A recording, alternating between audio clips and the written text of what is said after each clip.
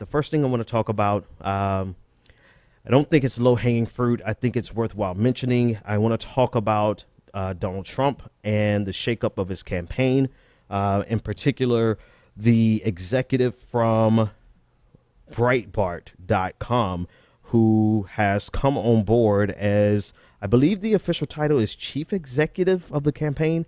Let me pull up. This is the exact title. And this is important because it sends a significant message in terms of what they're actually going to do. So Trump hired Stephen Bannon, and he is the executive chairman of Breitbart News, LLC. Yeah, and I had it right. Bannon is going to become Trump's chief executive. He's also promoted Kellyanne Conway, who was a senior advisor and pollster to Mike Pence, the VP pick. She is being promoted to quote unquote campaign manager. Paul Manafort is the campaign chairman. He is essentially, he's going to retain the title, but to the people on the inside, it is a significant demotion, basically meaning Manafort is no longer in charge of the campaign. Stephen Bannon is in charge of the campaign. So obviously the spin is that they are calling it an expansion instead of a shakeup. And the reality of it is that it's actually reasonable for them at this point, the Trump campaign at this point, to actually have a shakeup because they're doing so piss poor, pathetic in the polls. They're doing ridiculous in the, I mean, they're past double digits now. They're almost at the 13, 14, 15 points in some states, so much so that in Pennsylvania, Hillary Clinton no longer has to run, or her super PACs no longer have to run ads. They're going dark in Pennsylvania, the super PAC, because she's doing so good against them. So it's not unreasonable for them to have a shakeup, but because of Donald Trump and they're a team of winners, they could never even consider admitting that they had to make changes because they were losing. Instead, they're calling it an expansion because they're winning, and they're winning so big, and they're going to do everything so great. The important thing to know about the shakeup is Stephen Bannon, and I have him on the screen behind me. Stephen Bannon, or Stephen Bannon, depending on who you ask, is an executive from Breitbart, and he is so if you know anything about Breitbart, founded by Andrew Breitbart, who died several years ago. Breitbart has been the premier right-wing rag, clickbait rag. And there's no title that they're not willing to, a situation that they're not willing to exploit, no incorrect title for clickbait that they're not willing to be inflammatory with. There's no limits to really what Breitbart has done, except for something that may be illegal or something that may cause them to legitimately get sued. But Breitbart is the right-wing crown jewel of bigotry. So much so that the Southern Poverty Law Center has begun keeping a file on them. And by file, I mean there's pages on their website documenting the slow descent from just being a bigoted right-wing rag into being the crown jewel of white nationalism, white supremacy, and the alt-right, stirring and fostering Islamophobic fears or Islamophobia. They have pushed the narrative of the incorrect narrative or the intentionally propagandistic narrative of black on white violence and the demise of the white community. They've picked that up and they've run with it. They have gone as far as, and I'll give you an example of their desire. And I think it's beyond just a desire for clicks. I believe that Breitbart has descended into a new audience that drives a massive amount of their revenues, but also one with which they can find some common ground. Because any website, you will accept clicks wherever you get them, but it's who you talk to that ultimately determines who you are.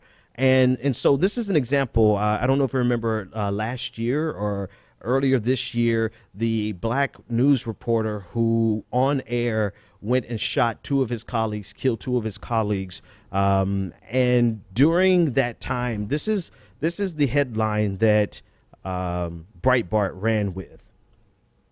Race murder in Virginia. Black reporter suspected of executing white colleagues on live television. And so this is just kind of an example of the type of headlines that Breitbart uses, but not only the headlines, but the narrative and the audience that they pander to is a very nationalistic, xenophobic, nativist audience. And so if Breitbart, with Andrew Breitbart, started off as a horrible place, they have descended into the seventh level of hell, right? The seventh circle of hell. You know, they have devolved into something far more, in my opinion, insidious than what Andrew Breitbart started, which itself was disgusting. So much so that former employees of Breitbart are saying that if Andrew Breitbart saw what it has become, he'd roll over in his grave. I don't know. I don't know that if Breitbart would turn over in his grave, because I think, you know, he may just not have had the nerve to go as far as they're going now. He might actually be pleased, because it's not as though Breitbart has ever been this place of journalistic integrity, this place of high conservative values and trying to argue conservatism from a philosophical and a political perspective. They have always been the filth cesspool of the internet that wasn't the actual sewage center of the internet. They were always one step above. They were always reputable enough to be mentioned and to have press credentials, but they were just one sneeze away from being a neo-Nazi website. And in fact, a lot of people are positing that Breitbart is becoming that central location, that mainstream. They're becoming the Donald Trump. What Donald Trump is to the Republican Party. Yes, the Republican Party has been this shitty, and played to these dog whistles forever. Donald Trump is the bastard child of all the dog whistles that they've been playing to over the last 40 years. That's exactly what this iteration of Breitbart and their CEO, not the CEO, but one of their top executives, Stephen Bannon, this is what they have become. So I put all that out there in context of Donald Trump's campaign, because Bannon is viewed as the worst of Breitbart. The reason Breitbart has gone from being, you know, nefarious to insidious, right? They've gone from being, you know, junk to being shit, you know, morally and ethically speaking. But Bannon is the driving force behind this, so much so that it's almost like ISIS. Remember when Al-Qaeda said ISIS was too much for them and ISIS was too radical?